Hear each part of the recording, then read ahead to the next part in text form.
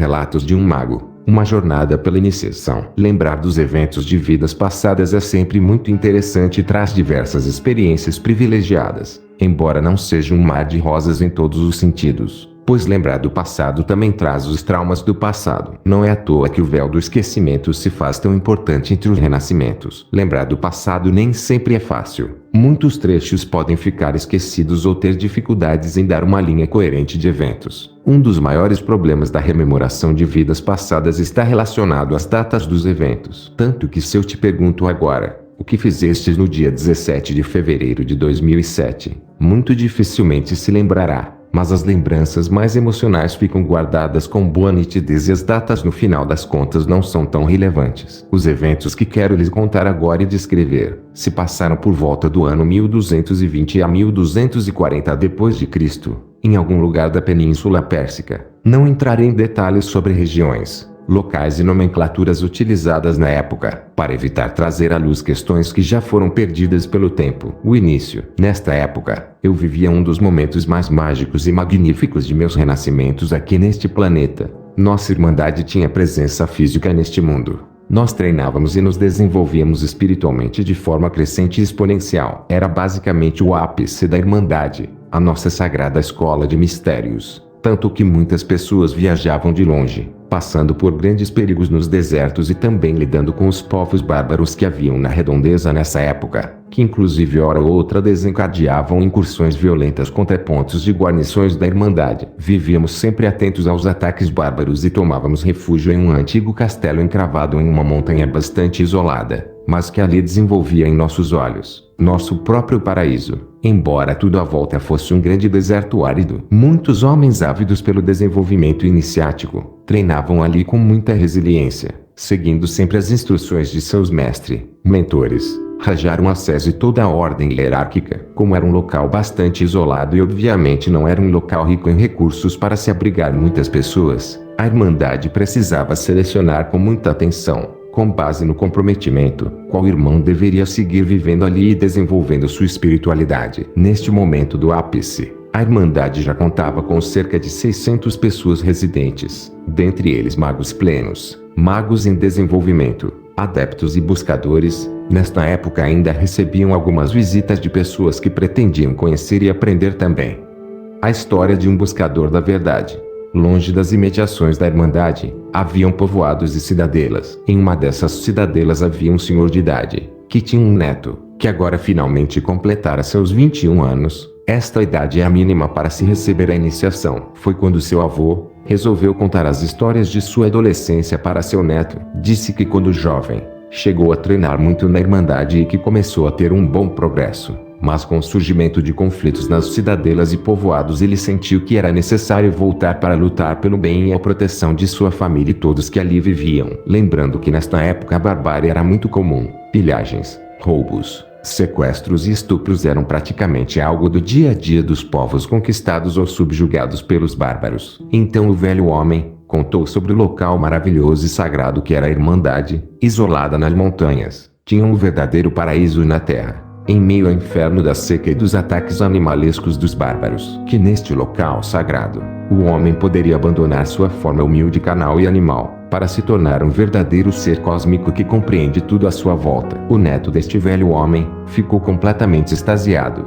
empolgado e vislumbrando toda essa paz e sabedoria em sua mente. O fascínio se desenvolveu tanto, que ele tomou alguns pertences pessoais, organizou um kit de sobrevivência para uma longa e difícil viagem e levou a velha espada do seu avô, coisa que nem sabia usar bem. Ajuntou tudo isso, colocou no lombo do seu pequeno burro e resolveu que era o momento oportuno para partir em busca da libertação e ser capaz de livrar o mundo da barbárie através do autodesenvolvimento e elevação da consciência. O jovem estava certo que não seria um caminho nada fácil, tanto pelas intempéries da região árida, a distância e o perigo de ficar sem recursos no caminho por qualquer atraso da jornada. Não obstante, haviam os grupos bárbaros que cavalgavam, se escondiam e pilhavam pelo deserto. Mas este homem sentiu em seu âmago que deveria ir além da simples vida corriqueira e normal e assim o fez. A jornada pelo deserto. O jovem, de estatura baixa, pouco corpulento e munido apenas de uma grande espada que mais parecia lhe atrapalhar do que lhe ajudar, saiu nesta magnífica jornada, seguindo a orientação de seu avô sobre a direção Poucos naquela época sabiam exatamente onde ficava a Irmandade, até por questão de segurança da própria Irmandade. Seguindo pelo deserto, caminhou com seu burro relutante por vários dias. Foi quando uma tempestade de areia moderada o assolou e o obrigou a tomar refúgio em algumas cavernas. Ao chegar lá, descobriu que não era o único a tomar refúgio naquele local. Havia um grupo pequeno de cavaleiros bárbaros. Com isso, nosso jovem estava em grandes apuros. Mas, pelo toque do destino, os bárbaros estavam demasiado cansados depois de cavalgar por dias pilhando, matando e sequestrando. Ao ver o jovem pequeno, magro, frágil e com uma espada praticamente maior do que ele mesmo, riam em êxtase e lhe perguntaram: "Para onde vais tu com essa espada que não lhe serve para nada? Sabes que vai morrer no primeiro combate, né?" O jovem, temendo revelar a posição e consequentemente levar perigo à Irmandade, disse que se dirigia pelo deserto em uma forma de peregrinação espiritual. Os bárbaros sempre acharam a espiritualidade algo idiota e sem sentido. Para eles o que realmente valia era ter fartura, escravos e mulheres sequestradas, expandirem seus domínios perversos e sádicos. Por um acaso do destino ou talvez nem tanta casualidade assim, a tempestade desapareceu da mesma forma que havia surgido, do nada, e tudo ficou limpo novamente. Os bárbaros, em tom de deboche, imaginando que o jovem seria morto em questões de dias por alguém, o deixaram ir zombando dele, dizendo: "Já que acreditas em um ser divino, por que esse ser divino não vem aqui e te ajudas?" Inabalável, o jovem seguiu o seu caminho. A chegada na Irmandade, após alguns meses de viagem, intempéries de vários tipos, magro e abatido, até seu pequeno burro não resistia mais. Depois de passar por desertos intermináveis, começaram os vales e as cordilheiras. Seguiu caminhos sinuosos e grandes riscos de cair em desfiladeiros mortais. Finalmente, ao longe, avistou algo que parecia não ser natural. Viu a face de uma montanha que não tinha muito um aspecto natural, embora aos olhos comuns era só uma montanha. Chegando lá, viu uma estreita gruta, tal como seu avô explicara antes da jornada. Embrenhou na gruta e cada vez mais escuro. Podia ouvir apenas pingos da água que caía pelas paredes, mas em determinado momento viu luz e seguiu em sua direção. Estava ele ali paralisado, em completo êxtase, repetindo para si mesmo: "Meu avô tinha razão. Não foi loucura vir até aqui." E seguiu avançando em seu caminho, quando se deparou com uma guarita, onde alguns homens vestidos com uma estranha túnica observavam atentamente tudo o que poderia surgir daquela fenda da montanha. Meio com medo, mas animado, continuou avançando e viu também ao longe onde homens treinavam artes marciais. Faziam movimentos belos e complexos. As artes marciais não eram tão acessíveis naquela época, mas à frente, percebeu alguns homens sentados ao ar livre, enquanto um com túnica marrom instruía este grupo sentado, que anotava tudo criteriosamente. Então, este homem da túnica marrom interrompeu sua instrução e foi de encontro ao jovem recém-chegado e lhe perguntou: "Quem é você? Como chegastes aqui e o que queres afinal?" Então o jovem respondeu: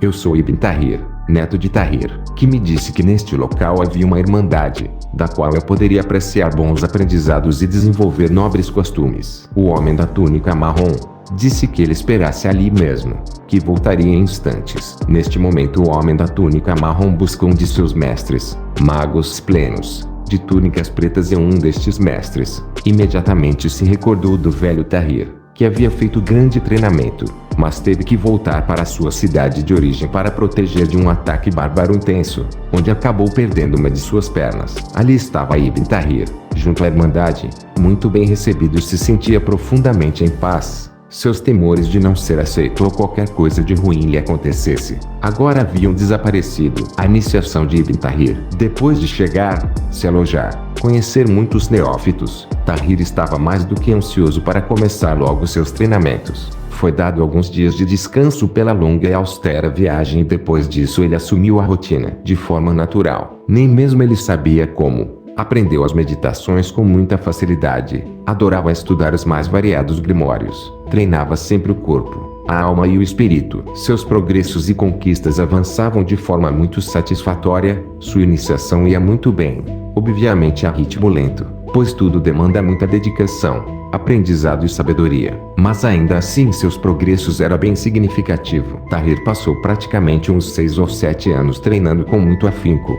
Durante todo este tempo jamais reclamou, murmurou, sentiu saudades de casa ou demonstrava qualquer traço de apego. Aprendeu o domínio do corpo, através do controle de si mesmo, da disciplina, das artes marciais, cavalgar, usar lâminas para sua própria proteção. Lembrando que os bárbaros não queriam saber se você era espiritualista ou não. Matavam pelo mero gosto de matar. Dominou bem as faculdades mais básicas da sua mente e apaziguou seu espírito. Tudo ia muito bem e Tahir sentia-se verdadeiramente em casa, fazendo o que mais amava: seu treinamento espiritual, seus nobres irmãos e sua sagrada irmandade. Todos ali tinham muito respeito por Tahir e viam seu grande potencial para se tornar um mago pleno e um dia assumir a tão almejada túnica preta. A desestabilização de Tahir. Ao final de um dia comum de treinamentos variados, Ibn Tahir acabou recebendo uma carta, coisas que não eram muito comuns naquela época. Nesta carta, de um primo, dizia que toda a família, que antes eram comerciantes,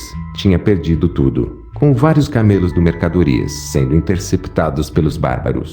Se afundaram em dívidas e logo os Sudão os tomariam como escravos para pagar seus impostos. Realmente era uma situação difícil e a decisão cabia apenas ao jovem Tahir, que agora tinha quase 30 anos de idade. Abalado com tudo, não conseguia mais se manter estável em seus treinamentos, até que finalmente resolver partir, voltar para sua casa, organizar as coisas por lá e voltar. Essa foi a promessa que Ibn Tahir fez a mim. Pessoalmente, disse-me que apenas iria cuidar das coisas de casa e voltaria o mais breve possível. O desaparecimento de Tahir. Depois da partida de Tahir para sua casa, jamais tive notícias dele. Passaram-se semanas, meses, anos e décadas. Passaram-se tanto tempo que os ataques bárbaros se tornaram ainda mais intensos. Ao final, um grande império acabou descobrindo a localização da Irmandade. Caos, morte e guerra se perpetuaram ali durante alguns meses, mas todo o nosso esforço foi em vão. A Irmandade havia sido dizimada. Crianças, mulheres, jovens e adultos, todos foram executados pelos bárbaros.